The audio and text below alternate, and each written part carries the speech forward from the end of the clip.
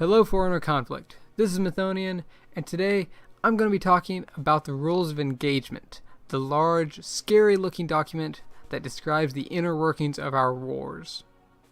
For those who do not know me, I am a war director of FC and a website administrator. I oversee and help to manage the wars, and basically my job is to help as many people as possible be able to enjoy the wars.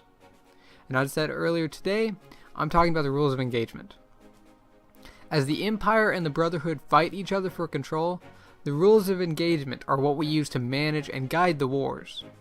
It provides an essence of strategy where the high commands of each army are effectively moving around pieces on a board game, vying for advantages over their opposing faction. As anyone who has recently joined the community is probably aware, the first look at the rules of engagement can be very overwhelming. It's a massive wall of text and jargon that you have no way to understand what it means or represents. Well, today I'm going to be starting a new video series. This will go over the details of the rules of engagement in an easy to learn and step-by-step way. Hopefully this will help more people be able to look at them and comprehend what's happening, which will hopefully let you enjoy the community a bit better as well.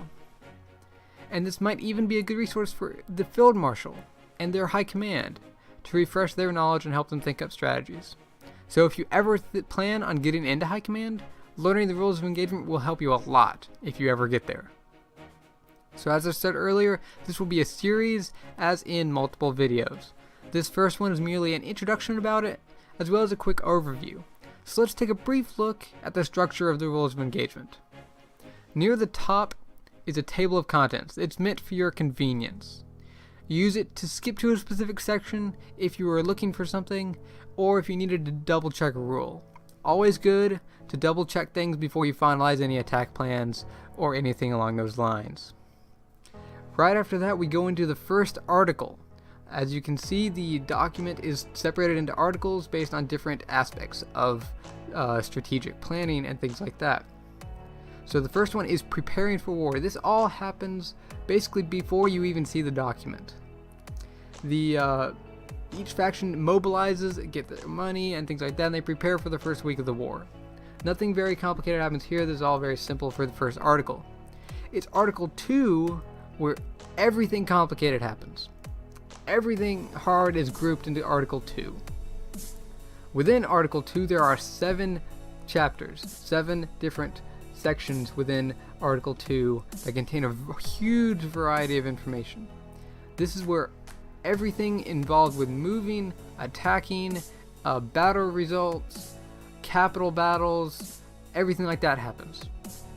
So this will be a huge complicated video to go over all those details, probably a multi-part video. I haven't exactly worked it out yet. But this is where the vast majority of things happen from stuff within Article 2. Moving on, Article 3, Wartime Economics. This, as the title of the article says, deals with economics. Factions get an income, you can buy war bonds, which I'm sure most people are aware of even though they don't know what they do. You can buy war bonds to help out your army. It gives your army more money to do stuff during the war, and the stuff they can do with that money is also in Article 3. It's the purchases. There's a huge new list of purchases in this war. Some of them are probably going to be added after this video, so be sure to check the actual rules of engagement for the full list. But these purchases are divided into 2 sections, defensive purchases and then offensive and support purchases, based on what they do and their purpose and role in strategy. So the factions will be buying a lot of this stuff, and it will totally affect how every single week is played out.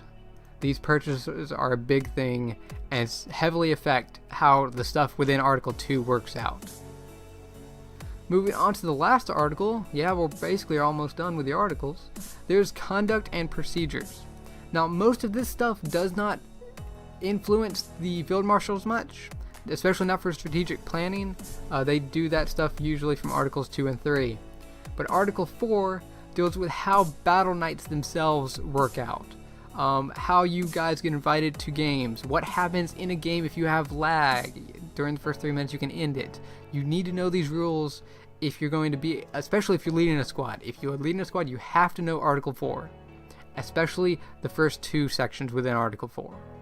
After that, it starts going back to the Field Marshal a little bit. They need to know this stuff.